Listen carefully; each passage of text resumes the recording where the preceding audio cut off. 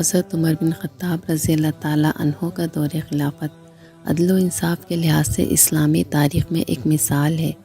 ان کی حکمرانی کے دوران انصاف کے قیام اور ہر فرد کے ساتھ مساوی سلوک کو یقینی بنانے کی بہت سی مثالیں موجود ہیں۔ یہاں چند مشہور واقعات پیش کیے جا رہے ہیں جو ان کے عدل و انصاف کی عکاسی کرتے ہیں۔ گورنر کے خلاف مقدمہ۔ ایک مرتبہ حضرت عمر رضی اللہ تعالیٰ عنہ نے اپنے دور کے گورنروں کو بلایا اور ان کا محاسبہ کیا۔ حضرت عمرو بن العاص رضی اللہ تعالیٰ عنہ مصر کے گورنر تھے اور ان کے بیٹے نے ایک مصر کے عام آدمی کو کوڑا مارا تھا، کیونکہ ان کا بیٹا اپنے آپ کو گورنر کا بیٹا سمجھتا تھا اور اسے اپنے منصب کا گھمنڈ تھا۔ اس آدمی نے شکایت کی اور حضرت عمر رضی اللہ تعالیٰ عنہ نے فوراً گورنر اور ان کے بیٹوں کو عدالت میں طلب کیا۔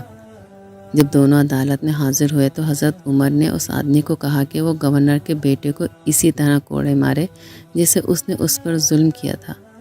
اس آدمی نے بدلہ لے لیا اور حضرت عمر رضی اللہ تعالیٰ عنہ نے عمرو بن العاص کو مخاطب کر کے کہا، تم نے ان لوگوں کو غلام بنا لیا ہے، حالانکہ ان کی مائیں انہیں آزاد پیدا کرتی ہیں۔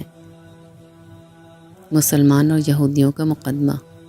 ایک اور واقعے میں ایک مسلمان اور یہودی کا جھگڑا حضرت عمر رضی اللہ تعالیٰ عنہ کی عدالت میں آیا۔ حضرت عمر رضی اللہ تعالیٰ عنہ نے پورے انصاف سے مقدمہ سنا اور فیصلہ یہودی کے حق میں کیا۔ مدعی مسلمان تھا۔ اس واقعے نے ظاہر کیا کہ حضرت عمر کا انصاف مذہب یا حیثیت کی بنیاد پر نہیں تھا، بلکہ وہ حق کے مطابق فیصلہ کرتے تھے۔ قاضی کے فیصلے کے خلاف اعتراض۔ ایک دن حضرت عمر رضی اللہ تعالیٰ عنہ نے ایک مقدمے میں قاضی کو غلط فیصلہ دیتے ہوئے دیکھا، لیکن بجائے خود فیصلہ کرنے کے حضرت عمر رضی اللہ تعالیٰ عنہ نے قاضی کی اصلاح کی اور کہا کہ انصاف کے تقاضے پورے کرو۔ اس سے ان کی نرمی اور عدالتی نظام کو مضبوط بنانے کی حکمت عملی ظاہر ہوتی ہے۔ بیٹے کے خلاف فیصلہ۔ ایک مرتبہ حضرت عمر رضی اللہ تعالیٰ عنہ کے بیٹے حضرت عبداللہ رضی اللہ تعالیٰ عنہ کو ایک جرم کا مرتکب پایا گیا۔ حضرت عمر نے اپنے بیٹے کو دوسروں کی طرح سزا دی اور اس معاملے میں کوئی رعایت نہیں دی۔ انہوں نے واضح کیا کہ قانون سب کے لیے برابر ہے، چاہے وہ ان کا اپنا بیٹا ہی کیوں نہ ہو۔ خود احتسابی اور عام لوگوں کے ساتھ برابری۔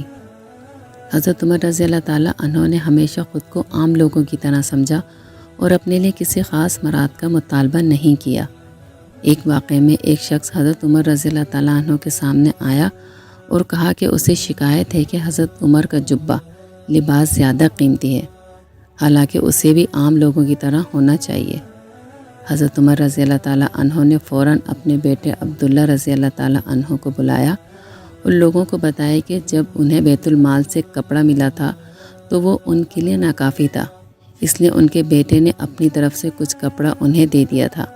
اس واقعے نے ظاہر کیا کہ حضرت عمر رضی اللہ تعالیٰ عنہ نے اپنی زندگی کو احتساب کے تحت رکھا اور ہر اعتراض کو سنجیدگی سے لیا۔ نابینا عورت کا وظیفہ۔ حضرت عمر رضی اللہ تعالیٰ عنہ مدینے میں ایک نابینا بوڑھی عورت کے گھر کا حال جاننے جایا کرتے تھے اور اس کی ضروریات پورے کیا کرتے تھے۔ ایک دن حضرت عمر وہاں پہنچے تو دیکھا کہ پہلے سے کوئی شخص اس عورت کی مدد کر رہا تھا۔ بعد میں معلوم ہوا کہ وہ شخص حضرت ابو بکر صدیق رضی اللہ تعالیٰ عنہ تھے۔ حضرت عمر اس سے بہت متاثر ہوئے۔ حضرت عمر نے ہمیشہ عوام کی خدمت کو اپنی ذمہ داری سمجھا۔ قحط کے دوران احتساب۔ حضرت عمر کے دور خلافت میں ایک مرتبہ قحط پڑا اور لوگوں کو کھانے پینے کی اشیاء کی کمی کا سامنا تھا۔ حضرت عمر نے خود بھی اس وقت تک گوشت اور دیگر اشیاء کا استعمال ترک کر دیا جب تک کہ عوام کو دستیاب نہ ہوئیں۔ ان کا قول تھا، میں کس طرح گوشت کھا سکتا ہوں جبکہ عوام کو یہ میسر نہیں۔ عیسائی راہب کی عزت۔ حضرت عمر رضی اللہ تعالیٰ عنہ نے بیت المقدس کی فتح کے بعد شہر میں داخل ہونے پر عیسائی راہبوں اور پادریوں کی عزت کا خیال رکھا۔ انہوں نے عیسائیوں کے حقوق اور مذہبی آزادی کی حفاظت کی۔ حضرت عمر رضی اللہ تعالیٰ عنہ نے اس وقت عیسائیوں سے کہا کہ ان کی عبادت گاہوں کو کوئی نقصان نہیں پہنچے گا اور ان کے مذہبی معاملات میں کوئی مداخلت نہیں کی جائے گی۔ حضرت عمر بن خطاب رضی اللہ تعالیٰ عنہ کا دور خلافت عدل و انصاف کی ایک عظیم مثال ہے۔ ان کے ہر فیصلے میں انصاف، مساوات اور شریعت کے اصولوں کی پابندی نمایاں تھی۔ ان کی حکمرانی کا انداز آج بھی عدل و انصاف کے لیے ایک مثالی طور پر پیش کیا جاتا ہے۔